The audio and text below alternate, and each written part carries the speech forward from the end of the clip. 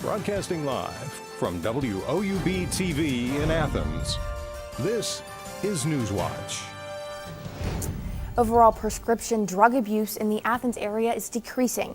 However, a new trend among college students has officials alarmed. Good evening, I'm Lily Bradley. Thanks for joining us.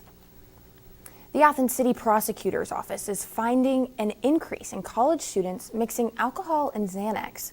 We have new details. We look at it just kind of in the sense of our investigations and what kind of cases we prosecute. So it wasn't uncommon to see possession, but it was unusual to see trafficking-related cases involving Xanax. Pepper is advising parents and kids in the community to have a higher awareness in social settings. Athens City Council is set to meet tonight with a full agenda. A presentation will be given by the Athens City Planner and other members of the city's Environment and Sustainability Commission. This as council members have been working toward more environmentally friendly options for the city in the past year. Also on tonight's agenda, council members will consider improvements to East State Street, including potential new exit ramps for Route 33 and new bike lanes. The Meigs County Sheriff is trying again to get a nearly $3 million levy in front of voters. Sheriff Keith Wood asked that a levy for the Meigs County Sheriff's Office and Correctional Facility be put on the August special election ballot. This as Wood's request for the levy to appear on the May ballot was previously denied. Funds from the levy would allow for construction of a jail and renovation of the sheriff's office. Now, we spoke with Sheriff Wood, who said the renovations will create opportunities, including new jobs for local residents. It'll create approximately 18 new jobs with the corrections part, and it's going to create some revenue. We've got opportunity to rent housing bed out to other counties that are in need in southeastern Ohio. Forums for county residents to learn more about the levy will be held at a later date. Members and supporters of OU's Muslim Student Association are gathering in Baker Center tonight. They will discuss how the students and faculty members who are affected by President Trump's new executive order can be supported. The meeting is also to provide affected members of Ohio University with information about the executive order.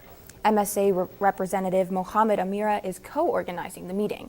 He says the MSA feels responsible to help those who are affected and listen to their concerns.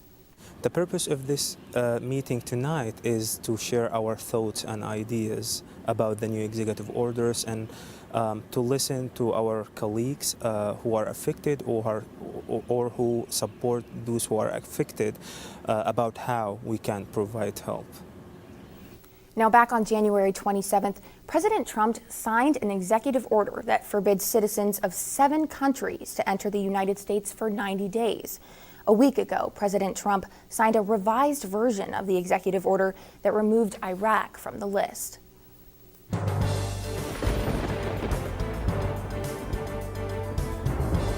From the Newswatch Weather Center, I'm forecaster Ethan Emery.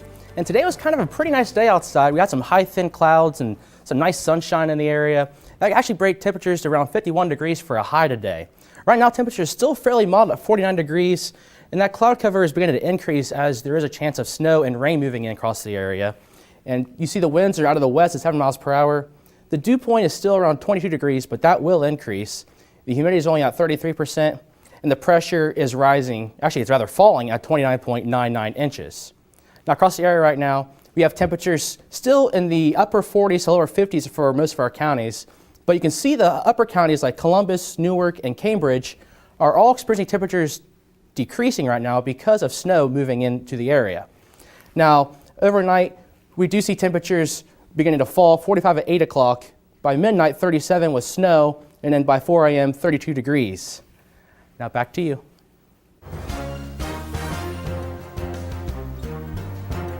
Thanks, Ethan. A water main break last month caused a citywide boil order, but with the city's aging pipes, breaks are to be expected, and the city is prepared to handle emergencies like these. WOUB's Allison Gens has this follow-up report. Water main and water line breaks are not unusual for cities of all sizes. So it's a pretty common thing across public water systems as you maintain, particularly as infrastructure gets older. Some of the pipes in Athens date back to the 1930s, but city engineer and director of public works Andy Stone says age isn't always a factor. In a lot of cases, sometimes the older pipes are actually in better shape than some of the newer pipes, and it has to do with the metal quality in particular decades. The city replaces pipes each year, but with a small budget, around $600,000 for all city water infrastructure fixes, including water pumps, meters, and lines. Replacing just one block of water lines costs almost that entire budget. So you can imagine in any given year, there's not a huge amount of money to replace, large lengths of line. So, since breaks can't always be predicted, Service Safety Director Paula Horan-Mosley says the city is ready to handle emergencies like the February 16th break. Unfortunately for us, we're getting pretty good at this because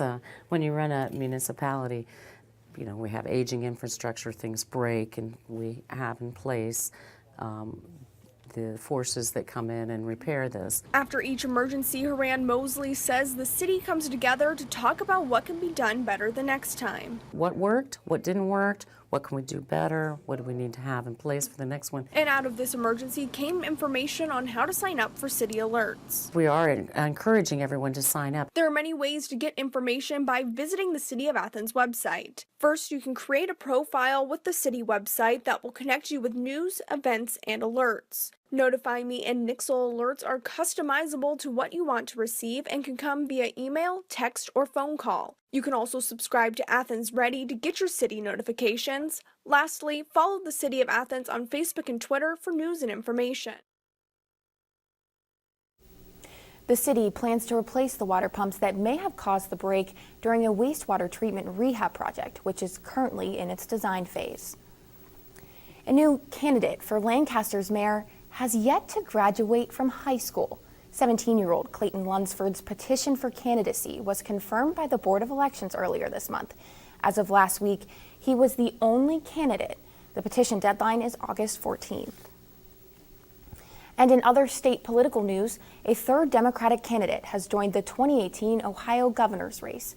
Connie Pillage from Cincinnati jumped into the race earlier today. Pillage said her focus is on job creation and strengthening Ohio's education system. Pillage is an attorney with experience running a statewide campaign. Back in 2014, she lost the race for state treasurer. New data shows Ohio losing billions in Medicaid funding. When we come back, we'll give you the latest details about what the Congressional Budget Office is saying about a plan to repeal Obamacare. And a blasting cabal has left one woman dead and many more injured. The latest about the investigation abroad when Newswatch returns.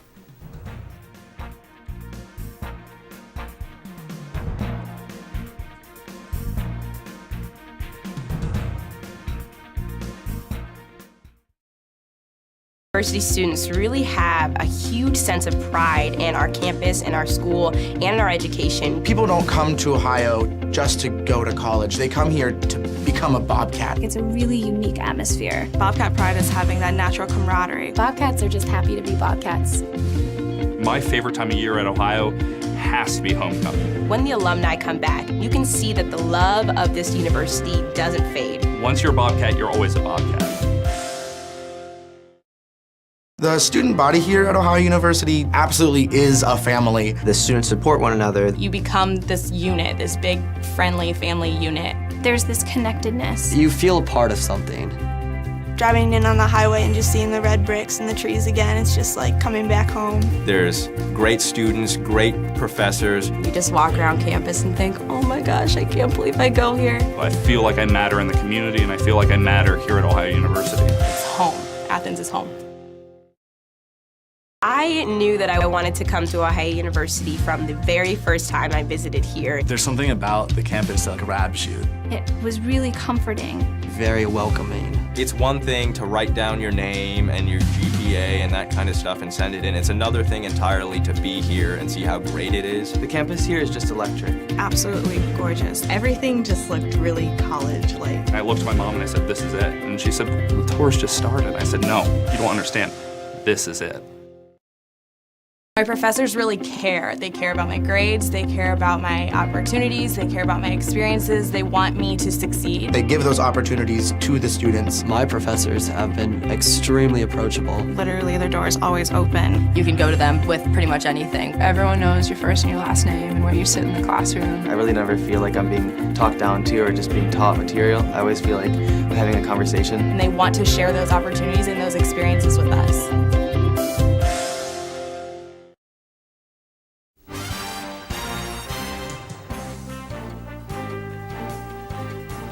Ohio could lose billions of dollars in federal Medicaid funding under the Republican plan to replace Obamacare. That's according to a new analysis by the Cleveland-based Center for Community Solutions. The nonpartisan think tank concludes the plan could cost Ohio over $25 billion by 2025. The state expanded Medicaid in 2014 under the Affordable Care Act, and it now serves over 3 million poor and disabled Ohioans. The Congressional Budget Office estimates 14 million people would lose coverage in 2018 under the GOP's new plan to repeal and replace Obamacare. Diane Gallagher breaks it down in this report from Washington. You'll see rates go down, down, down, and you'll see plans go up, up, up. But the president says a drop in costs will take time, maybe a couple of years. It's the art of the healthcare deal. President Donald Trump at a listening session on the negative effects of Obamacare with the hard sell on the GOP's healthcare bill. Americans should pick the plan they want. Now they'll be able to pick the plan they want. They'll be able to pick the doctor they want. Even though President Trump has long promised that no American would lose coverage if Obamacare was repealed and replaced. I am going to take care of everybody. I don't care if it costs me votes or not. GOP leaders are approaching the question of coverage for all from a different standpoint. You dramatically increase the access to health care, but we're not going to make an American do what they don't want to do. You get it if you want it. That's freedom.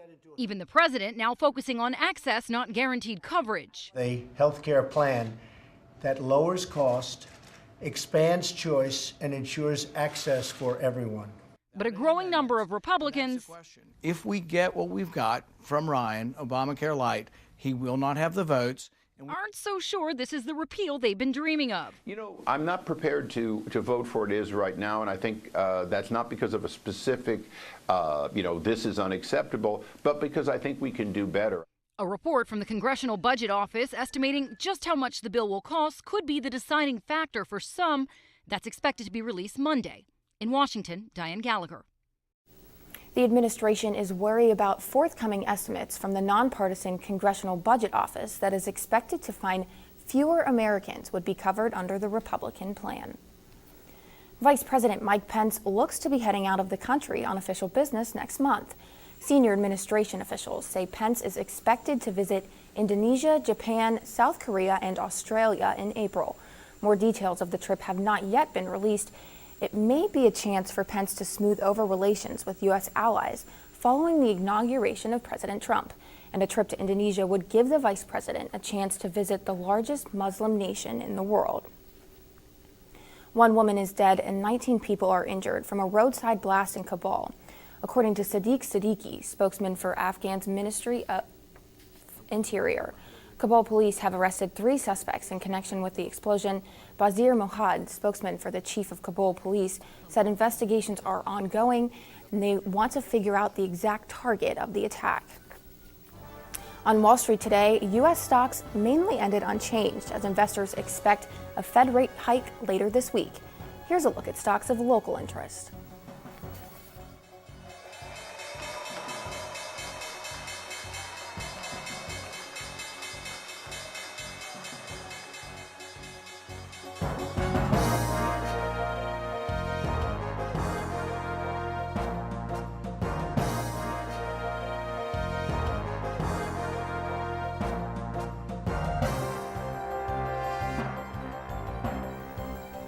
You might be feeling a little extra tired after losing an hour of sleep last night, but that's not all. We'll break down why rates of stroke have shot up. That story's still ahead. And tonight we see snow followed by cold temperatures. Find out more on that after the break.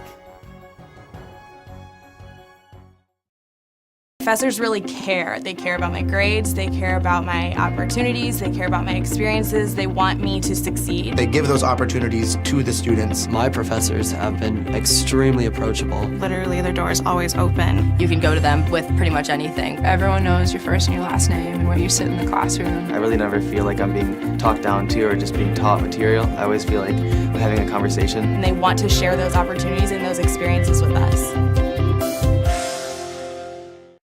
Ohio University students really have a huge sense of pride in our campus and our school and in our education. People don't come to Ohio just to go to college. They come here to become a Bobcat. It's a really unique atmosphere. Bobcat pride is having that natural camaraderie. Bobcats are just happy to be Bobcats.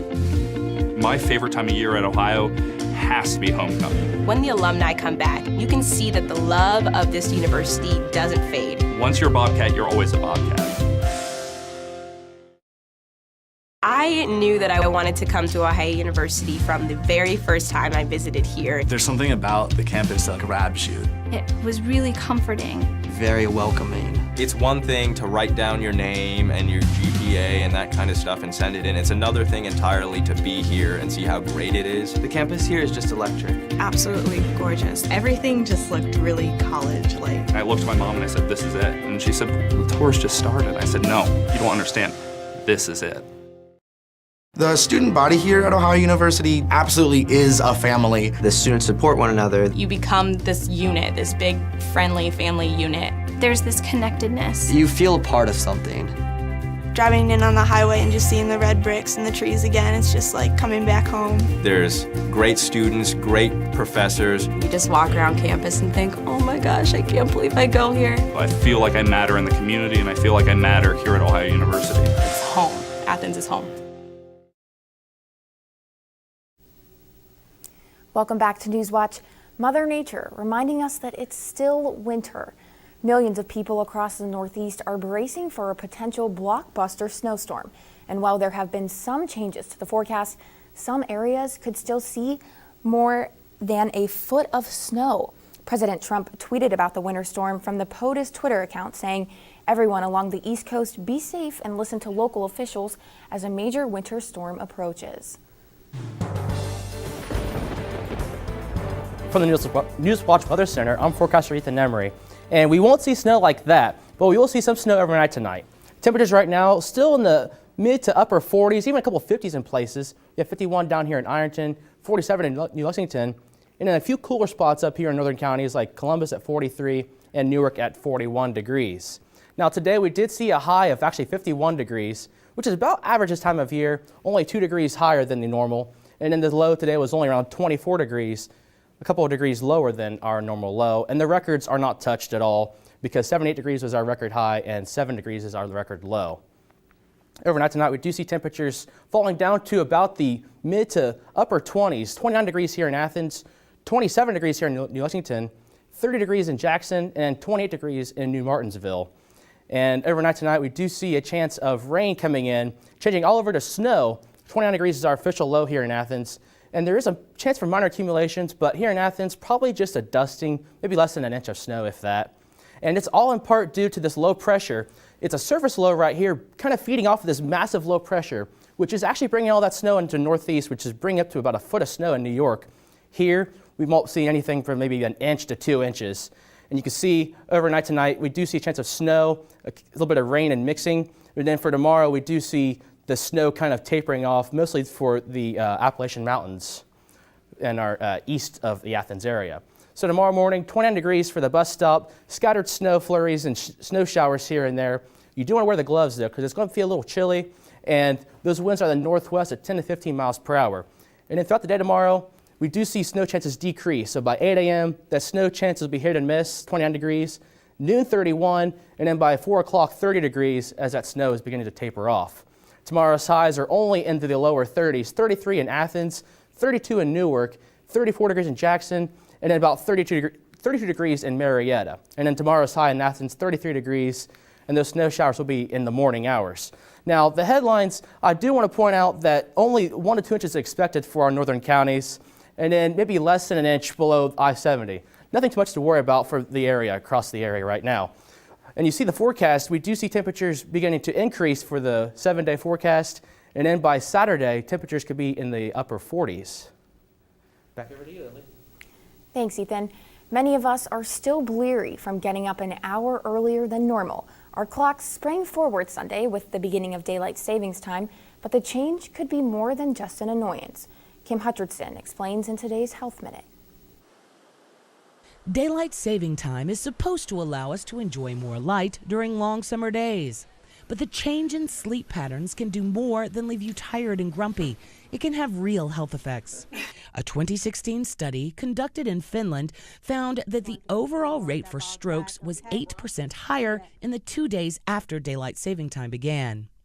Researchers compared the stroke rates between more than 3,000 people hospitalized the week after the daylight saving time shift to stroke rates in more than 11,000 people hospitalized 2 weeks before or after the week of transition.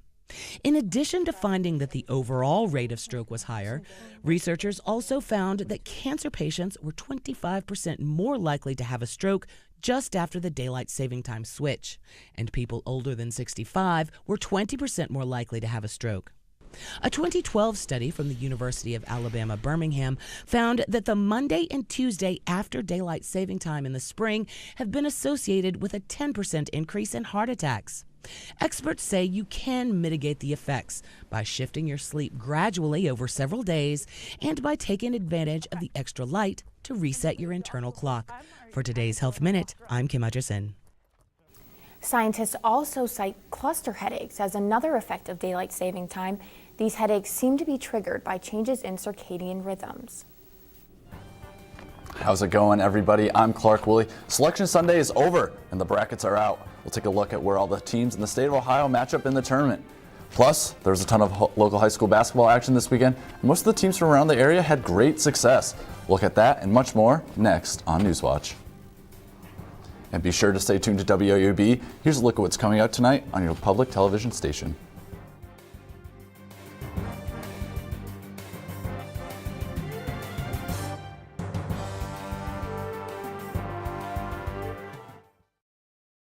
Everybody here at Ohio University absolutely is a family. The students support one another. You become this unit, this big, friendly family unit. There's this connectedness. You feel a part of something. Driving in on the highway and just seeing the red bricks and the trees again, it's just like coming back home. There's great students, great professors. You just walk around campus and think, oh my gosh, I can't believe I go here. I feel like I matter in the community, and I feel like I matter here at Ohio University. It's home. Athens is home. Ohio University students really have a huge sense of pride in our campus, in our school, and in our education. People don't come to Ohio just to go to college. They come here to become a Bobcat. It's a really unique atmosphere. Bobcat pride is having that natural camaraderie. Bobcats are just happy to be Bobcats. My favorite time of year at Ohio has to be homecoming. When the alumni come back, you can see that the love of this university doesn't fade. Once you're a Bobcat, you're always a Bobcat. My professors really care. They care about my grades, they care about my opportunities, they care about my experiences, they want me to succeed. They give those opportunities to the students. My professors have been extremely approachable. Literally, their door is always open. You can go to them with pretty much anything. Everyone knows your first and your last name and where you sit in the classroom. I really never feel like I'm being talked down to or just being taught material. I always feel like I'm having a conversation. And they want to share those opportunities and those experiences with us. I knew that I wanted to come to Ohio University from the very first time I visited here. There's something about the campus that grabs you. It was really comforting. Very welcoming. It's one thing to write down your name and your GPA and that kind of stuff and send it in. It's another thing entirely to be here and see how great it is. The campus here is just electric. Absolutely gorgeous. Everything just looked really college-like. I looked at my mom and I said, this is it. And she said, the tour's just started. I said, no, you don't understand. This is it.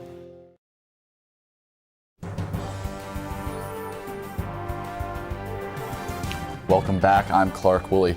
It was heartbreak for Ohio Bobcat fans on Friday night as Ohio was bounced from the MAC tournament by in-state rival Kent 68-66.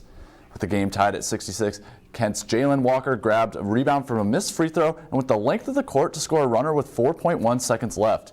Ohio would get a chance for a last-second three, but ran out of time and failed to even get a shot off. The second-seeded Bobcats were led by Jerron Simmons, who scored 25 points, and Kenny Comiskey added 16. Kent would go on to beat top-seeded Akron in the final and punch their ticket to the NCAA tournament.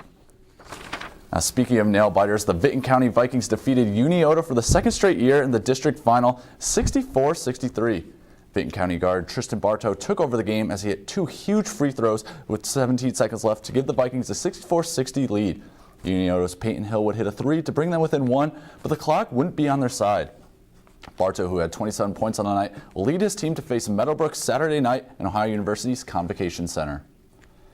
Vinton County wasn't the only local high school team to have success this weekend, as both Waterford boys and girls advanced in the OHSAA playoffs. The Lady Wildcats defeated Danville 50-35 and clinched a spot in the state semifinal for the 3rd straight year. District Player of the Year Allie Kern had 15 and 10 in the game. They'll face Jackson Center on Thursday. And it must be something of water as the boys defeated Eastern Pike 78-72 in the district championship. The Wildcats take on Grove City Christian on Tuesday at the Convo. Now from the hardwood to the ice, where the Columbus Blue Jackets travel to face the Philadelphia Flyers, in just a few minutes. Blue Jackets are coming off a tough loss to the Buffalo Sabres, in which Columbus jumped up to a 3-0 lead after the first period. CBJ would proceed to give up 5 unanswered goals and take the loss 5-3, ending a 3-game win streak. The Flyers are also struggling as they have dropped their last 2 games and are quickly falling out of the playoff contention. A win tonight for them would be huge. LeBron James and the Cleveland Cavaliers travel to Houston Sunday night to face James Harden and the Rockets in a high-profile matchup. It was Harden that would ultimately win this battle as he notched his 16th triple-double of the season en route to a 117-112 victory. James and teammate Kyrie Irving scored 30 and 28 points respectively, but it wasn't enough as the Cavs have dropped 4 of their last 5 games. Cleveland will look to get out of its funk as they host the Detroit Pistons tomorrow at 7. Yesterday was Selection Sunday, and Ohioans have 4 teams in the field of 68 to keep an eye on. Cincinnati comes in as the highest seed at 6 and will face the winner of Kansas State and Wake Forest in the play-in game. Dayton is the next highest at 7, and they'll face Wichita State in the dreaded 7-10 matchup. Xavier received an 11 seed in the West and will play Maryland out of the Big Ten. And last but not least, Kent State, who is a 14 seed, is taking on national powerhouse UCLA. All of the Ohio teams will play on March 16th and 17th. I'm Clark Woolley, and that's it for sports. Back to you, Lily. Thanks, Clark. When you think of March Madness, most people think of basketball. But now, Chicken Tender Tournament Madness is going viral. The hunt for the best chicken tenders is even completed with a bracket. Now it's down to the final 4 contenders: Buffalo Wild Wings, Bojangles, Chick-fil-A, and Cane's. Voting will be open until 9 tonight on Twitter. The winner will be revealed tomorrow. Now, the whole thing was actually put together by WOUB's own Joe Payton. Ethan, what do you think? That's actually pretty cool. I would vote Cane's, actually. But tonight we have 29 degrees for a low. Rain transitioning over to snow, and minor accumulations anywhere from a dusting up to about 2 inches of snow for our northern counties. But now tomorrow we do see the temperatures kind of stalling out around 33 degrees with mostly cloudy skies for most part of the day, but snow showers are expected for the morning and in early afternoon hours. And those winds you can see out of the northwest at 10 to 15 miles per hour. It could be gusty at times, up to maybe 20 miles per hour with those gusts. Nothing too bad. The forecast does show, though, there is some hope. Wednesday, 30 degrees is the high, but look at the lows, 15 and then 14. It'd be pretty cold for this time of year, but then there is hope. As you see, Friday, 45 degrees, Saturday, 49, and then up in the 50s for both Sunday and Monday. What do you think about that, Lily? I hope that weather sticks around. We got to get rid of that snow, but then the sun will come back and it'll be good. Well, that does it for our broadcast this evening. Thanks for watching. I'm Lily Bradley. Stay tuned for the PBS NewsHour coming up next. And remember, you can find the latest news anytime at WOUB.org. Have a great night.